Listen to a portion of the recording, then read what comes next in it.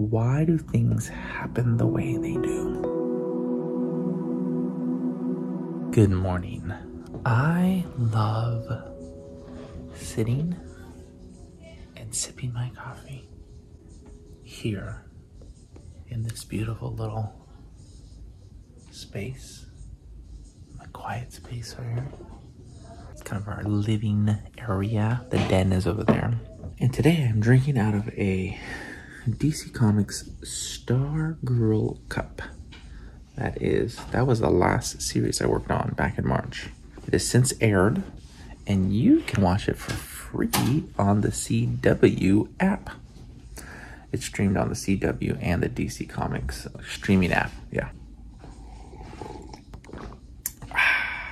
It's been pretty busy over here. Big life things that are happening. This week, our oldest son, Caleb, turns 13. We're actually prepping for that. And so it's been a little bit of chaos. So it's been busy, a lot of running around, a lot of schooling. I don't know how you guys are handling distant learning curriculums and school stuff. Some of you might have kids or know kids who are actually attending schools now. We are not there.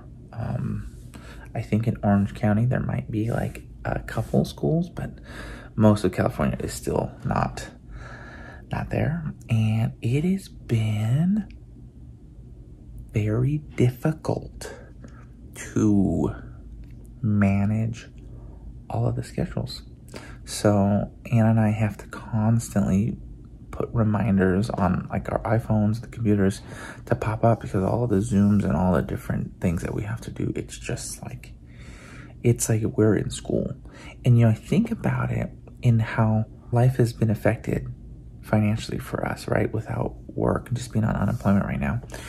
Sometimes you wonder, like, why do things happen the way they do? Back in March, Anna and I were ready to put an offer on the place we live. We were gonna, try to buy our first home. And we had our emergency fund and we had down payment money. And so we're like, wow, this is gonna happen. It's gonna be great. We're gonna try to get into this. And then obviously pandemic hits and everything shuts down and work, ceases. All of Hollywood shuts down. You sometimes think you have it all planned out. You have it lined up, and then something like this happens and you're like, nope.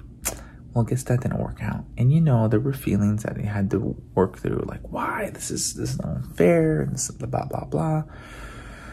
But really, it isn't until you get past things or a little further along that you realize that God had a plan the whole entire time. Prior to this past March, there was a lot of work for me, a lot of projects I was working on. There were many days where it was like, very, very long days. There were weeks that I worked every single day for, a string of like, chunk of 24 days and then another 26 days. And, just a lot of being away from home. And sometimes you wonder, like, wow, you think like, oh, this is all going to be, towards the bigger goal of buying a house. But really, when we look back, we've looked back and we've seen that God had a plan, and that was to get us through this pandemic financially, and being home to help Anna with the kids and to help them with their schoolwork and get through this time emotionally, because we've had a lot of emotions in the family too, just regarding like, this time, the mental well-being, the spiritual well-being of our children is important. So we have to take the time to talk, and we've had a lot of big conversations with our kids. But that being said, it has been such a blessing to be home with Anna and the kids. And it's hard to think like, well, if you're not working, like, how can you afford things? How can you buy things? How can you do these? Well, thankfully, we've had a rather larger emergency fund. That's actually what happened. We had money saved up to buy a home, and that essentially, because of this pandemic and this emergency, had to go to immediate like stocking of the emergency fund, like extra padding. So it's not an ideal situation at all by far, but we are so grateful that we took the time and put in the effort to sacrifice, to become debt free, to save up a lot of money. And you know, sometimes when we make plans, it just doesn't happen that way. And we have to just accept it and just surrender and be like, okay, God, you're in control. You know what's going on here. So it has been a blessing to be home. It has been such a blessing to have financial peace during this time and to essentially just, you know, self-fund through this pandemic until work comes back.